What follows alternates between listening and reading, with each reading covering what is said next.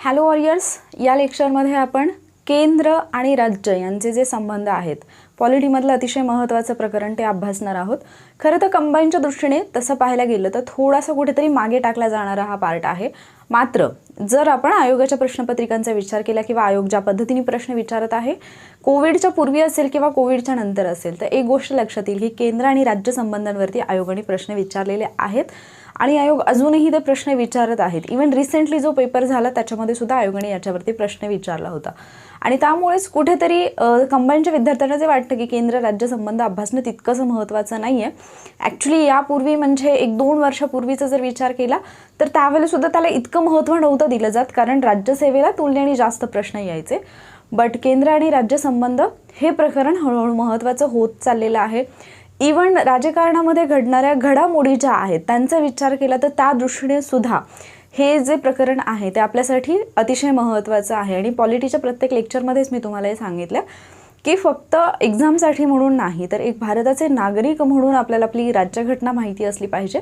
ज्या घडामोडी आजूबाजूला घडतात त्याचा अर्थ आपल्याला लावता आला पाहिजे आणि त्यासाठी आपल्याला या सगळ्या गोष्टी माहिती असल्या पाहिजेत. मग ज्यावेळेला आपण केंद्र आणि राज्य संबंधांचा अभ्यास करतो तर ॲक्च्युली जास्त महत्त्वाचा पार्ट जो आहे तो आहे कायदेविषयक जे संबंध आहेत, लेजिस्लेटिव्ह रिलेशन्स जे आहेत ते आपल्याला जास्त इम्पॉर्टन्स देऊन अभ्यासायचे आहेत. आणि बाकीचे जे आहेत त्याच्यामध्ये जर आपण वित्तीय संबंध पाहिले तर ॲक्च्युली ते इकॉनॉमिक्सच्या दृष्टीने पण तितकेच महत्त्वाचे आहेत, जे की STI मेन्ससाठी सुद्धा इम्पॉर्टंट असणारं प्रकरण आहेच. मात्र आत्ता आपला जो मेन अजेंडा किंवा मेन फोकस असणार आहे तो कायदेविषयक संबंधांवरती असणार आहे, कारण तुलनेने प्रश्न जास्त विचारले गेलेले आहेत या पार्टवरती. ठीक आहे, बाकीचे जे 2 आहेत प्रशासकीय संबंध असतील किंवा वित्तीय, तर आपल्याला थोडे कमी प्रश्न पाहायला मिळतात. सो आपण या प्रकरणामधली जी महत्त्वाची कलमं आहेत 245 ते 255 यामध्ये जे इम्पॉर्टंट पार्ट आहे या कलमांमधली महत्त्वाची कलमं जी की एक्झामच्या दृष्टीने महत्त्वाची आहेत, फक्त कलमच नाही तर त्याच्यामध्ये असणाऱ्या तरतुदी जास्त इम्पॉर्टंट आहेत, तर त्या आपण अभ्यासणार आहोत या लेक्चरमध्ये. ठीक आहे, मग जर आपण केंद्र आणि राज्याच्या संबंधाचा विचार केला तर आपण म्हणतो की भारत हे एक संघराज्य आहे, पण राज्यघटनेमध्ये भारताला संघराज्य म्हटलेलं नाही आहे, राज्यांचा संघ म्हटलेला आहे. अर्थात आपल्याकडे केंद्र सरकारही असतं, राज्य सरकारही असतं. मग ज्या वेळेला संसद एखादा कायदा करते तर तो कायदा राज्यांनाही लागू होत असतो. मात्र राज्यांना तिथलं स्थानिक प्रशासन पाहण्यासाठी राज्यांनाही काही अधिकार असणं आवश्यक असतं आणि राज्यांनाही काही कायदे करण्याचा अधिकार किंवा काही ठराविक गोष्टींवरती कायदे करण्याचा अधिकार असणं हे आवश्यक असतं. सो त्या दृष्टीने आपल्या राज्यघटनेमध्ये तरतुदी आहेत. मग जेव्हा आपण या प्रकरणाचा अभ्यास करतोय तर आपल्याला ॲक्च्युली काय काय अभ्यासायचं आहे की केंद्र असेल किंवा राज्य असेल यांचा प्रादेशिक विस्तार काय आहे, यांच्या कायद्यांचा प्रादेशिक विस्तार काय असेल. म्हणजे केंद्र कुठल्या एरियासाठी कायदे बनवू शकतं, राज्य कुठल्या एरियासाठी कायदे बनवू शकतं. त्यानंतर या कायद्यांचे विषय कोणते असतील, म्हणजे कुठल्या विषयांवरती केंद्र कायदा करू शकेल, कुठल्या विषयांवरती राज्य कायदा करू शकेल, हे आपल्याला समजलं पाहिजे. त्यानंतर दुसरी गोष्ट, केंद्र तर कायदे करतच आहे पूर्ण देशासाठी, मात्र राज्याच्या विषयावरती केंद्र कायदे करू शकतं का, आणि करू शकत असेल तर त्याच्यासाठी काही अटी आहेत का. त्याचबरोबर असे काही मुद्देही की जिथे केंद्राचे कायदे असतील किंवा राज्याचे कायदे आहेत त्यांना अपवाद आहेत का, की हे कायदे अनिर्बंध आहेत, म्हणजे त्या कायद्यांना काही मर्यादाच नाही आहे, त्यांच्या मनाला येईल तेव्हा ते कायदे लागू करू शकतात, की त्यांच्यावरती पण काही कंडिशन्स अप्लाय होतात. या सर्व गोष्टी आपल्याला अभ्यासायच्या आहेत. केंद्र आणि राज्य हे संबंध हे जे प्रकरण आहे ते अभ्यासताना मुळात मेन प्रॉब्लेम जो मुलांना येतो की कितीही वाचलं तरी ते समजत नाही. बट ॲक्च्युली हा जो पार्ट आहे व्हिडिओचा किंवा हे जे लेक्चर आहे हे पाहिल्यानंतर तुम्हाला या अख्ख्या चॅप्टरमध्ये काही असं बिलकुल वाटणार नाही की हे मला समजलं नाही किंवा हे लक्षात ठेवायला किंवा हे पाठ करण्याची गरज आहे, कारण यातली प्रत्येक गोष्ट मी तुम्हाला उलगडून सांगणार आहे अगदी सोप्या भाषेमध्ये, ज्याच्यातून तुम्हाला त्याचा अर्थ कळेल की हे असं असं का दिलं. आणि जेव्हा तुम्हाला मिनिंग समजेल तर ॲटोमॅटिकली तुम्हाला कसाही प्रश्न विचारला तर त्याचं उत्तर देता येईल. मग सगळ्यात पहिल्यांदा आपण केंद्राच्या आणि राज्यांच्या कायद्यांचा प्रादेशिक विस्तार पाहूया. भारताची संसद, तिच्यासाठी प्रादेशिक विस्तार काय असेल. जर संसदेला वाटलं की मला भारतासाठी कायदा बनवायचा आहे, आपण जर जस्ट इमॅजिन केलं ही इंडिया आहे असं आपण जस्ट इमॅजिन करूया, ही आकृती जी आहे ती इंडियाची आहे, जस्ट इमॅजिन करूया. जर केंद्राने ठरवलं, संसदेने ठरवलं तर संसद पूर्ण भारतासाठी कायदा करू शकते, किंवा भारताच्या एखाद्या प्रदेशासाठी नाही संसदेला वाटलं की आम्हाला स्पेसिफिकली महाराष्ट्रासाठीच करायचं कायदा, तर संसद महाराष्ट्रासाठी सुद्धा कायदा करू शकते. इवन आपल्याला माहिती आहे की काही राज्यांसाठी असे सेपरेट कायदे सुद्धा पारित करण्यात आलेले आहेत. सो जर केंद्राला वाटलं म्हणजे दिल्ली जर आपण सेंटर पकडलं समजा, केंद्राला वाटलं तर पूर्ण भारतासाठी किंवा भारताच्या एका विशिष्ट प्रदेशासाठी किंवा भागासाठी कायदा बनवू शकतं केंद्र सरकार, ठीक आहे.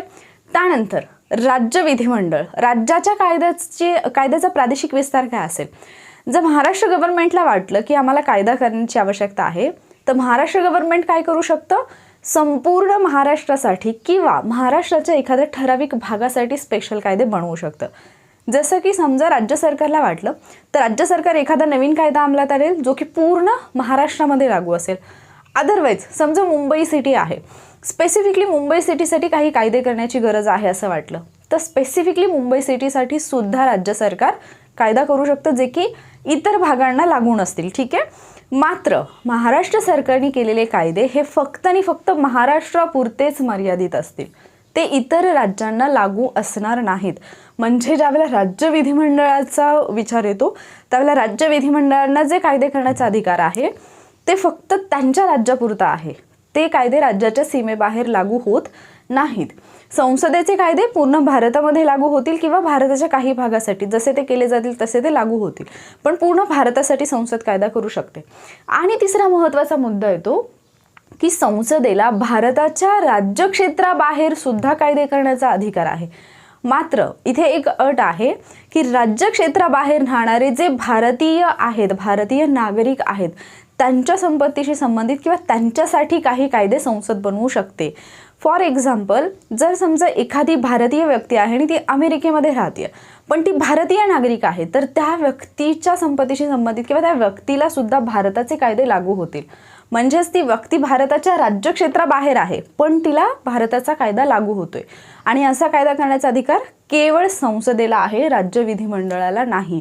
म्हणजे ती व्यक्ती महाराष्ट्रीयन आहे म्हणून महाराष्ट्र सरकार त्या व्यक्तीवरती एखादा कायदा लादू शकतं असं होऊ शकत नाही. भारताच्या संसदेला तो अधिकार देण्यात आलेला आहे. क्लिअर आहे? संसदेकडे काय काय अधिकार आहे देशामध्ये किंवा देशाच्या काही भागामध्ये. त्याचबरोबर देशाच्या बाहेर राहणाऱ्या नागरिकांबद्दल सुद्धा संसद कायदे करू शकते. राज्य विधिमंडळ काय करू शकतं? फक्त राज्याच्या सीमेच्या आतमध्ये किंवा एखादा राज्याच्या काही भागासाठी कायदा करू शकतं. हा झाला पहिला मुद्दा. त्यानंतर पुढचा मुद्दा येतो, आता हे जे काही कायदे करण्याचे अधिकार आहेत संसदेला, मग संसद तर पूर्ण भारतामध्ये कायदे करू शकेल. मात्र हा जो संसदेचा अधिकार आहे त्याला काही मर्यादा आहेत, काही निर्बंध घातलेले आहेत. हे अतिशय महत्त्वाचं आहे. असा प्रश्न बनू शकतो की संसदेचे जे अधिकार आहेत ते अमर्यादित आहेत का? जसं आपल्या मूलभूत हक्कांच्या बाबतीत विचारलं जातं की मूलभूत हक्क हे अमर्यादित आहेत. नाही, मर्यादा आहेत. त्याला काही प्रत्येक मूलभूत हक्काला काही मर्यादा घालून दिलेल्या आहेत, काही अपवाद दिलेले आहेत की ज्या गोष्टीमध्ये, म्हणजे जसं की आपल्याला भाषण स्वातंत्र्य आहे असं आपण म्हणतो, पण याचा अर्थ आपण उठकीसूट कधीही काहीही नाही बोलू शकत. म्हणजे एखादी व्यक्ती बोलली तर तिला आतमध्ये का टाकलं जातं? काही मर्यादा घातलेल्या असतात आणि त्या मर्यादांचा आधार घेऊन त्या व्यक्तीवरती कारवाई केली जाते. तसंच संसदेचा जो कायदा करण्याचा अधिकार आहे त्याला सुद्धा काही मर्यादा आहेत. या मर्यादा काय आहेत? तर अंदमान निकोबार, लक्षद्वीप आणि दादरा नगर हवेली व दमण दीव. आता दादरा नगर हवेली आणि दमण दीव हे वेगळे होते, ते एकत्र झालेत. केंद्रशासित प्रदेशांचं आता काय केले, विलिनीकरण केले, ते एक केलेलं आहे. त्यामुळे 3 केंद्रशासित प्रदेश आपण असं म्हणू शकतो. जर तुम्ही जुन्या बुकमध्ये पाहिलं तर 4 केंद्रशासित प्रदेश दिलं असेल, तर आता 3 केंद्रशासित प्रदेश झाले. हे अंदमान निकोबार, लक्षद्वीप आणि दादरा नगर हवेली दमण दीव या केंद्रशासित प्रदेशांच्या शांतता, प्रगती आणि सुशासन, शांतता, प्रगती आणि सुशासनासाठी राष्ट्रपतींना अधिकार देण्यात आलेला आहे की ते नियमने करतील. काही नियम ते तयार करू शकतात. अंदमान निकोबार, लक्षद्वीप, दादरा नगर हवेली आणि दमण दीव या केंद्रशासित प्रदेशांच्या शांतता, प्रगती आणि सुशासनासाठी हे महत्त्वाचं आहे. असं नाही की राष्ट्रपतींना वाटते म्हणून किंवा राष्ट्रपतींच्या स्वमर्जीने, नाही. शांतता असेल, प्रगती असेल किंवा सुशासन असेल या कारणांसाठी राष्ट्रपती नियमने तयार करू शकतात. आणि ही जी नियमनं असतील त्यांना संसदेच्या कायद्याचा दर्जा असेल, ती संसदेच्या कायद्या इतकेच त्यांना व्हॅल्यू असेल. आणि जर समजा एखादा कायदा असा असेल जो की याचं उल्लंघन करतोय तर तो कायदा राष्ट्रपतींच्या नियमनाने रद्द किंवा बादसुद्धा करता येतो. म्हणजेच इथे संसदेचा अधिकार मर्यादित होतो. पहा, आता राष्ट्रपतींच्या निवडणुका झाल्या.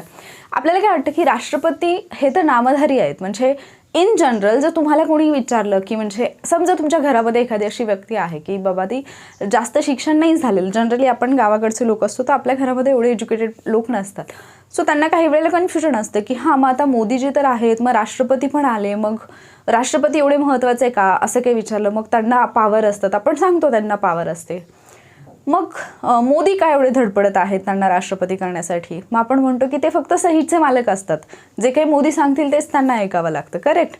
मात्र राष्ट्रपतींना स्वतःला असे काही पावर्स आहेत ज्या की फार महत्त्वाच्या आहेत, हे सुद्धा आपल्याला माहिती असायला पाहिजे, ठीक आहे. तर राष्ट्रपती असे नियमने करू शकतात, म्हणजे राष्ट्रपती हे पद फक्त नामधारीच आहे असं, म्हणजे कम्प्लिटली नामधारी आहे, त्यांना स्वतःचे काही अधिकारच नाहीत असं म्हणणं सुद्धा चुकीचं ठरू शकतं. जर तसंच असेल तर मग त्या पदाची निर्मिती करण्याची गरजच का वाटली असते ना घटना करताना, म्हणजे विनाकारण एवढा निवडणुकीचा खर्च आला, बाकी सगळ्या गोष्टींचा खर्च आला, त्यांचं पेमेंट आलं, हे का केलं असेल. तर त्या व्यक्तीला सुद्धा काही अधिकार आहेत हे आपल्याला विसरून चालणार नाही, ठीक आहे. त्यानंतर आता हे झालं अपवाद आपण काही क्षेत्रासाठी पाहिलं. कुठले राष्ट्रपती, लक्षात ठेवा की कुठे राष्ट्रपतींना अधिकार आहे आणि कुठे राज्यपालांना आहे, ठीक आहे. अंदमान निकोबार, लक्षद्वीप, दादरा नगर हवेली, दमण दीव या प्रदेशासाठी किंवा या केंद्रशासित प्रदेशासाठी शांतता, प्रगती आणि सुशासनासाठी राष्ट्रपतींना नियमने करण्याचा अधिकार आहे. त्यांना संसदेच्या कायद्याचा दर्जा असेल आणि संसदेचा एखादा कायदा या नियमनाने रद्दसुद्धा करता येऊ शकतो किंवा त्याच्यामध्ये बदलसुद्धा करता येऊ शकतो. त्यानंतर अनुसूचित क्षेत्रांसाठी राज्यपाल कायदे करू शकतात, ज्या कायद्यांना संसदेच्या कायद्याचा दर्जा तर असेलच, मात्र संसदेचा एखादा कायदा त्या अनुसूचित क्षेत्राला लागू होऊ नये किंवा त्या कायद्यापासून ही अनुसूचित क्षेत्र जी आहेत ती बाजूला राहतील असा नियमन जे आहे ते राज्यपाल करू शकतात किंवा तो अधिकार राज्यपालांना सुद्धा देण्यात आलेला आहे. आता जेव्हा आपण अनुसूचित क्षेत्र म्हणतो त्यावेळेला तुम्हाला परिशिष्ट आठवली पाहिजेत. आपल्या भारतीय राज्यघटनेमध्ये असणारी परिशिष्ट किंवा अनुसूची ज्याला आपण म्हणतो त्या तुम्हाला आठवल्या पाहिजेत. अनुसूचित क्षेत्रांचा उल्लेख कुठे आपल्याला आढळतो? 5व्या अनुसूचीमध्ये. 6व्या अनुसूचीमध्ये काय आढळतं आपल्याला? आदिवासी क्षेत्रांशी संबंधित तरतुदी आढळतात. तर हे जे काही 5व्या सूचीमधले, 5व्या परिशिष्टामधले किंवा 5व्या अनुसूचीमधले काही अनुसूचित क्षेत्र आहेत त्या संदर्भात राज्यपालांना हा अधिकार देण्यात आलेला आहे की अशी अनुसूचित क्षेत्र संसदेच्या कायद्यापासून राज्यपाल वेगळे ठेवू शकतात किंवा या अनुसूचित क्षेत्रांसाठी राज्यपाल काही वेगळे नियम तयार करू शकतात जे की संसदेचा कायदा त्या क्षेत्रासाठी लागू होणार नाही याच्याशी संबंधित असू शकतात. म्हणजे इथे अगेन संसदेच्या कायद्याला मर्यादा आली. त्यानंतर पुढे जाऊन 6व्या अनुसूचीमध्ये आपल्याला आदिवासी क्षेत्र आढळतात. आदिवासी क्षेत्रात जे किंवा 6वं परिशिष्ट लक्षात ठेवण्याची ट्रिक काय होती? ATM मध्ये मणी नाही, ATM 2, राईट. ATM 2 आपण पाहिलं होतं. म्हणजे याच्यामध्ये कोण कोण येतं? आसाम येतं, त्यानंतर त्रिपुरा येतं, त्यानंतर मिझोराम येतं आणि मेघालय येतं, ठीक आहे. आसाम, त्रिपुरा, मिझोराम, मेघालय आणि तिकडे नॉर्थ ईस्टला आणखी एक राज्य जे येतं ते येतं मणिपूर. तर याच्यामध्ये मणिपूर नाही आहे, म्हणजे 6व्या परिशिष्टामध्ये मणिपूर नाही आहे म्हणून आपण काय म्हणतो? ATM मध्ये मणी नाही. किती आदिवासी गेले? 6 आदिवासी गेले. कुठे? ATM मध्ये गेले, ATM 2. ही आपली ट्रिक होती. तर आसाम, त्रिपुरा, मेघालय, मिझोराममध्ये आदिवासी क्षेत्र जे आहेत तर त्या संदर्भात सुद्धा काही तरतुदी आहेत. जसं की आसामसाठी, आसाममधील जे आदिवासी क्षेत्र आहेत त्यासाठी राज्यपाल स्वतः काही नियम तयार करू शकतात. तर मेघालय, त्रिपुरा, मिझोरामसाठी राष्ट्रपती काही नियम तयार करू शकतात आदिवासी क्षेत्रांसाठी, ठीक आहे. आणि या नियमानुसार संसदेचे जे कायदे आहेत ते या भागांना लागू होणार नाहीत किंवा संसदेचा एखादा कायदा तिथे रद्द ठरू शकतो किंवा त्याच्यामध्ये बदल केले जाऊ शकतात.